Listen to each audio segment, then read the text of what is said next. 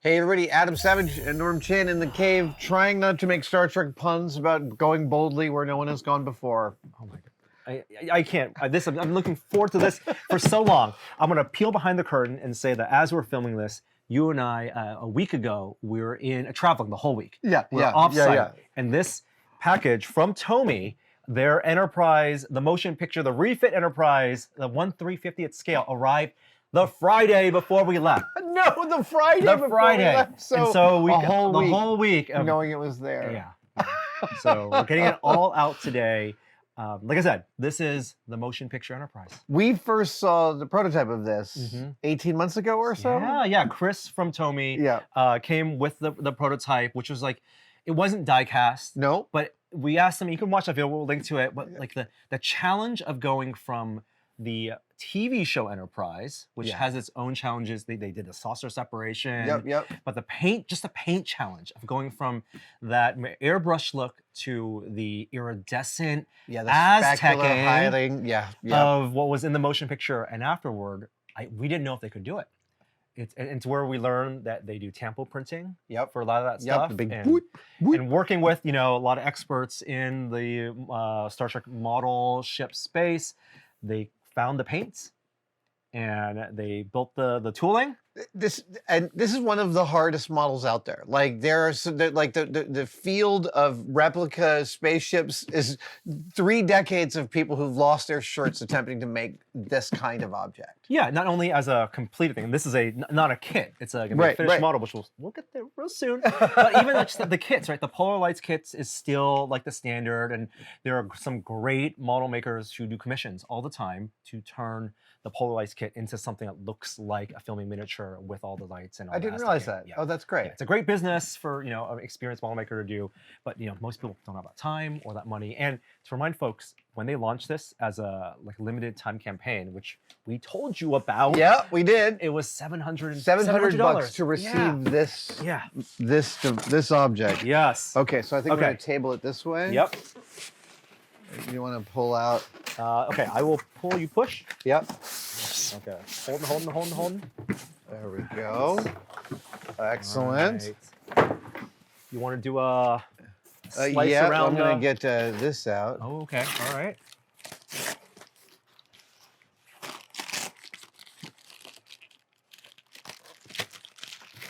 There you go. And we'll be upfront to say, it's been a learning experience, I think, for Tomy as well. That original TV show Enterprise, which was even cost even less than this. We have one.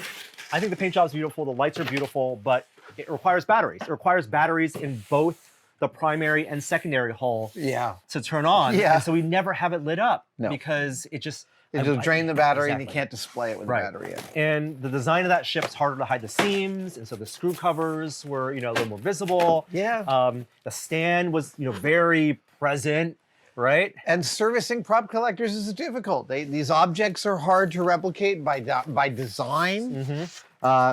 Ooh, good smells, good volatile organic compounds. Oh. Look at that. Look at that paint. Let's take a look. So we can already see it. And I hope the camera can see the Aztec-ing. It's like many, many layers because it's different tones. No, I see 2 or 3 different colors layered in multiple different modalities, overlaps. The crispness of the decal work, right? Or the printing work on the registry. Yeah. That's hard to align. Right, the red around the bold letters. That's the stand, so we'll need that for sure. This gets lifted up. Oh, this is really pretty. Oh, and look, it's just meant to be lifted straight out. Shall you? You want to do it right from here? Is that really? All right. Oh, yeah. It's substantial. It is really substantial. Holy cow. I think there's a few more things in here. Right, but it just... So This is something that it was a question when Chris brought the prototype to us. Yeah. This one does get powered over USB, and so it doesn't include the USB-C plug or cable, but power goes through the stand. It's not batteries. And this is... And that's right there. So, but before we put that in, there are holes for struts. Oh, right. So I think we'll want to at least try that. What's under here? These are the struts. Okay. And they have caps. So I'm going to get all the pieces out here and lay them on the table first. It has a bonus accessory, which is the Vulcan shuttle that Spock arrives in. No. It's just a little bonus. Yeah. I have some thoughts about that. Okay, let me get this off the table. We'll slide this in place. I believe I've been following the owner groups and the of people who've purchased them and set them up, so I have a good sense of where things go. Oh, right. It's got the thing on top. This is keyed, and so this is the contact point. This is just plastic. It's not soft plastic or anything. Okay. So I don't think it's going to scrape or damage the bottom of the hull, but you can certainly put a little bit of moleskin or just a little pad on there. I think this just, that's keyed as well. Okay, so go ahead. There we go. And let's place this on here. That was pretty straightforward. And it's just supporting. That felt good, and I felt like I heard a click almost. Yeah, and so I think if you take that off, you can see there are contact points. Right, yes. And this has been a debate. I think, for example, if we take and remove the struts, I'm just gonna go. I'm sure part of this is like liability if they're lawyers, right? Right. It technically supports it, but it leans just a tad forward. Oh, right? Oh, it leans those poor forward. guys. Yeah. I feel them. And I think, when I first saw people trying without this, I was wondering, Adam, maybe we could, maybe it's a tolerance issue in here. Maybe it's having a tighter fit in this hull. You can do it that way, but you really kind of want to take this whole thing and move it now. And tilt it. Tilt it back. Because there are contact points, right? There are electrical contacts to get power to the lights here. People have, what they've done is they've done exactly like what you thought of. They've designed and catted up a base. That pitched the whole base. That's great. So the base is pitched back, but the ship is level. I think for our purposes, let's leave the struts. Totally. Let's get those in. And I'm going to grab did you grab the, yes, here it is. Yes. Yep. And even with just one, let's say, that's a beauty sides over there where Josh is filming, I would not have just one strut because it does lean. You want to still, unfortunately, have... In for a penny, in for a pound. Yeah, exactly. Both. And that keeps it nice and level. This feels real secure. All right. So I'm just going to plug in power. I'm going to assemble the Vulcan shuttle here, which it's simple. It's a simple paint job. Just like, I think, single color with some decal. And how does this go? This goes like this and looks like this. Yeah. Oh, did you touch it? You powered it on? I did. I touched it and lit it up. Oh, yeah. There's a boot up sequence. Did you notice some lights came on first? Oh my God, wait a minute. I'm looking in. Oh my gosh. The Arboretum? The Arboretum is so beautiful. Can you see through it? Yes, you can see into it. It's dimensional in there. There's some modeling in there, right? Yeah. Dude. I see the shuttle bay door. Right. This comes back here. So the shuttle bay, is it fully decked out? It must be, right? The shuttle bay is gorgeous. Yeah. Sorry, the shuttle bay is really quite lovely. This is where I have some extra thoughts. The last Enterprise they did, their bonus extra model were a little shuttlecraft. Right. That you could put inside. Yes, I remember. They've included the Surak here because it's that scene. It's the scene when Kirk and Scotty, Kirk and Scotty fly around the dry dock and they kind of they behold the ship, and then Spock comes, and I guess this can separate and it docks right. No, and he's able to walk right onto the bridge. Yeah. Amazing. So that's I think I would also have been happy with some extra shuttlecraft or something to plug into the shuttle bay, but this is very nice. This is nice. Yeah, we'll display this side by side. I'm gonna hit the yeah. again. Let's see. Okay. So I think navigation lights just came on. Oh. We'll need to turn off the lights for this. Should we turn off the lights for this? Yes. All right. All right. I just another. We're gonna light this up in a second, but it's lovely to see it in this low light. The Aztecing is gorgeous, and like I've watched my fellow colleagues at ILM paint a nacelle of a Star Trek ship. I've watched them do this. It's so beautiful, and this is a really good rendition. We have a light right there, just to light us, but still watch it graze the top of the paneling. This one, it makes us want to get up close and get real level. Do those cinematic, like panning you are shots. the probe lens to get right up close.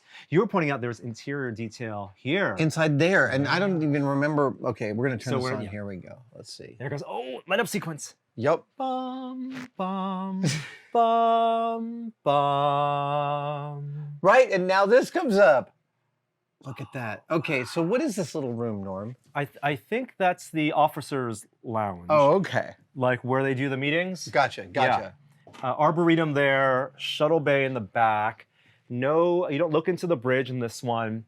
And I remember Chris telling us, so there are a couple things with lighting. Yeah. There are different modes. So we're gonna go through some of the modes. This is just your basic standard lighting. You see the deflector dish is like a orange or yellow. Oh, there. yeah. So we touch it once. Ooh. I think there goes blue. Oh, that's beautiful. So is that like under sail or something? Yeah, because the impulse engines started lighting up. See that orange glow? Is there a red light in the back? Yep. So it's impulse now. These are impulse engines. I love this light. This light's beautiful. Yeah. If we hit it again, now let's see. Did it change? I'm gonna hit it one more time. Now this is blue. Oh, now the nacelles are blue. This is the way. That's how we did it. Dude. So it's accurate to nacelles light up on the inside. Right. Two lighting things I want to call out. Yeah. One, we were curious about the diffusion. Yep. When he brought the prototype, we could see the hot spots. Yeah. In the nacelles. They address that perfectly. It looks continuous. Yeah, it looks absolutely continuous. It's a really nice glow. And also, like, you have the lights here. Just look at how much blinking is going. Navigational lights. You got blinking there. And honestly, these are beautiful lights. They're saturated. They're like, they just, you see, green, you got your green and the red. Even here as well. It feels alive. Okay, now we have a button called fire sequence. Can we try that? Fire control. All right, we'll tap that. We'll look underneath. And there's phasers right here. Okay, there it is. Let's see. There's instructions that were not. Oh, there it goes. Okay. A little bit of animation. If I double tap it, let's see. Oh, there it goes. Okay. Photon torpedoes. Gotcha. Dude, that looks so good. So it's an short animation sequence. Sorry, did you say that again? No, I will not say that again. Star Trek computer of the 21st century. The other thing I want to call it with lighting was they're clearly trying to emulate that dry dock look. Yep. So Doug Trumbull's talked about, when you watch that really slow, meandering, amazing sequence of Kirk and Scotty flying around the ship, because it's the refit. You never, as a fan, so much scale. You never saw the Enterprise looks this way. It was a transformed ship. They lit that. It was enshrouded in dock, which had like this like panel lighting. Yeah. And they use a lot of dental mirrors, right? Spotlights on dental mirrors. Did they really? To get very precise individual lights. And I think they're trying to emulate that with these spots here, right? They do a lot towards adding a kind of a dry dock sort of scale to it. Notice in the back of the ship, they also did it, it's harder to see in this light, by adding translucency in the panels and lighting from the inside. No way. So just to get a little more. That's to emulate a light coming at it. Wow. But they're simulating, because you're not going to get a light from your, right? That's amazing. Isn't that what a great idea. I really love that. Yeah. The non-diecast portion, they can have just a little bit of translucency in the plastic and light it from the inside to make it look. That's incredible. I have something to try. I've been waiting a long time to try this. What like I said, I've been following the owners forums. Yeah. People are modding them. They're like, they're people patching it up and making it their own. Someone's release 3D printed files of shuttlecraft that you can print out, Yeah. which I definitely will at some point. But these lights here, someone pointed out that they wanted them to look more like actual spotlights. Right. And so they linked to, and I'll include a link. No. These are 10-degree lenses that if we put it... Here, want you to hand me one and we can each hold one over? Here, let's put one right here. Okay. And now if you aim it... Oh, yeah, I see. Aim it to the front. Let's see. Okay. Having the match. See how it looks more like a spotlight? Oh, dude, that's awesome. Yeah, right? Totally. I think that does a lot. Oh my goodness. Plus, you could cut this at an angle and get it much closer to the LED. The mounting is going to be a little tricky. How to mount this because you want it at a very specific angle. Yeah, but we could figure out what that angle is and just make a little 3D printed black something that holds it right there. Just like that's kind of great. That's okay, I gotta show you, Josh, over here. If you have this and just focus the light and just have it as a spot right above there where it says United Federation of Planets, then it looks like a light coming from. It really does. It looks much more than just like an LED. It looks like an actual stage element. Yeah. Dude, that is so beautiful. So this is a cool like fan mod. I love that. That I think really, like to see it in person, I think it really does add. Totally. Adds a bunch of scale. It adds that like specific like angular light right there. A 10-degree angle right there.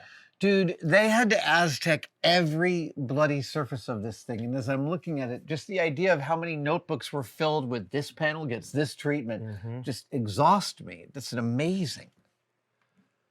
And as you're picking it up, it's hefty, right? It's substantial. Yeah. And feels great. It gives me, actually, the substance of it gives me confidence about displaying it, right? These are nice, hardy models. Yeah. The LEDs will last a long time. Yeah. From what I've read and understood, if we leave it on like this, it has a 6-hour cycle. And then turn off after 6 hours. That's very respectable. So, you come home, the sun's setting, you turn it on, and then have this be your mood lighting for your living room. Or that's when the prop party's over. Exactly, right? Everyone's going home. The Enterprise is going to sleep. Yeah. What a thing. I'm looking specifically, so there's this thing I want to talk about in dress. As you're looking at this and I'm looking at this, I could not be happier with how this thing turned out.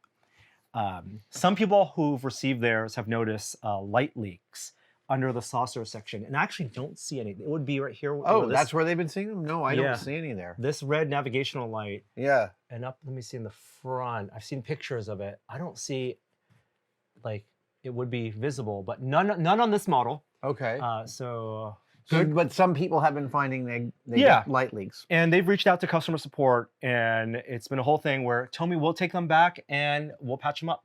Wow, that's great. That's great that they'll do that. Other people who have maybe more experience with modeling, they recommend like there's a Vallejo, spot putty. Right. That you can just get it in there. You need to just wipe it on with a damp cloth, and it also, once it dries, it should match the color of this. Totally. Oh yeah, that's not a difficult one to do. No. Yeah. Oh, this is so beautiful. This was the one that I know the original Enterprise, like people love it. We saw this one that's Smithsonian, the filming model. Yeah. They just discovered, a couple of years ago, this miniature one. Yeah.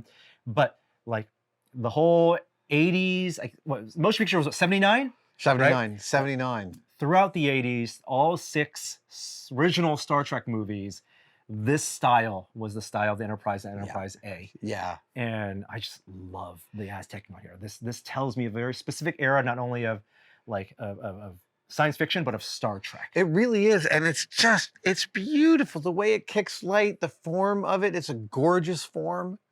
The lighting in here, my hat is off to them, man. This is a hard model to get right.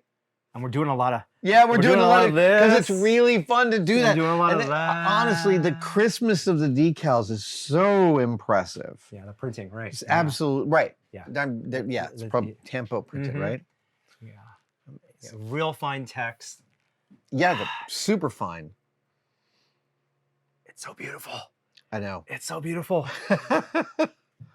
Also, I love the blinking lights, and that they don't perfectly match this one. Right, it's not at the same sequence. Yeah, they haven't done a fully lazy sequence. Irregular light patterns, the size of the lights, the softness of the interior lights, all that communicates scale. Totally, dude. Have you looked into the cargo, into the shuttle bay? Shuttle bay. It's an impressive. That's nice too. There's nice shadow that's cast from the ceiling lights there. Yeah. Yeah, I want to put some. We got to print out some. Yeah, totally. And put them in here. What is this, like 1/300 scale? 1/350. That's pretty standard. Now, I don't think they're going to do 350 for the Enterprise D. Right. Enterprise D that would be bigger than this table at 1/350th scale. So they might have to futz that with, I think 1/800th or 600, 800,000 is common there. They haven't announced at this point what their campaign is going to be this year. They did the D7 Klingon Birds of Prey last year. Yeah. Every project feels like they're getting more experience with, Star Trek, making the ships. I would love the Reliant. Oh my gosh. So I want to say, like, sitting back here, the light here isn't that dim. Yeah. The light in this room, and the lights are showing up really nice and strongly. Yeah. They're also not every light looks exactly the same, right? As you move across it, there are different levels of brightness, which feels like they're realistic windows. It's just, as a lit element, it's really, really nicely balanced. I think even color temperature. There's slight difference in what's here in the saucer and what's in the secondary hull. It's a little colder here. Up here too. This is different than this. It's different than this. There's a thing we got. We sat with John Knoll months ago for a lunch thing, and one of the questions, we were talking about models and Wonderfest, and he asked, in your mind's eye, what are the color in Star Wars of Star Destroyer lights? And I said, oh, warm white. He said, no, if you look at them, they're all cold white. Like in your mind, you think they're warm because of the models that you built with the incandescent lights. And I think it's the same. I don't know what they were using in the filming model. Right. The filming model for the Enterprise refit was colder, but this feels right from watching the movie on TV and what a model of this ship should look like. I think you've alighted on what makes it so difficult to make props at this scale for the collecting community, specifically because you're trying to service the mental image everybody has, not necessarily the precision of the thing. Obviously, that's where you start, but you also recognize as you're executing something like this that everyone has their kind of own thing they're going to look for, which is totally fair. It's as much the image as it is the feeling. Yeah, it is a vibe. There was a shared feeling we all had watching Star Trek. Different generations, felt different things, but I think that the awe and the scale of it. I'm just putting my camera on cinematic and just like. Yeah. Every angle. Yeah, it's really pretty. Dude, absolutely gorgeous. And they're not going to make any more. No, really. That's it. This is it. That's it. Yeah. Holy cow. Who knows in the future? Maybe the Enterprise A technically would be a different paint scheme with the A in the front. But like, I want them to do different things. Yeah, I mean, yeah. We did multiple videos letting people know this thing was going to be released. Yeah. And I'm so happy for everyone who was able to get in for $700. Indeed, that is an incredible score. And these guys building the institutional knowledge to make these really difficult and gorgeous models is just a net good. Yeah. Stay in this world. Yeah, totally. Stay in the original series, the movies. Reliant, I want to see. Yeah. You have a wish list. I do. Yeah. All right. We're gonna get some beauty shots, get some photos. I just want to spend some time. We'll include all the relevant links in the description. Thank you guys for joining us, and we'll see you next time. Cheers.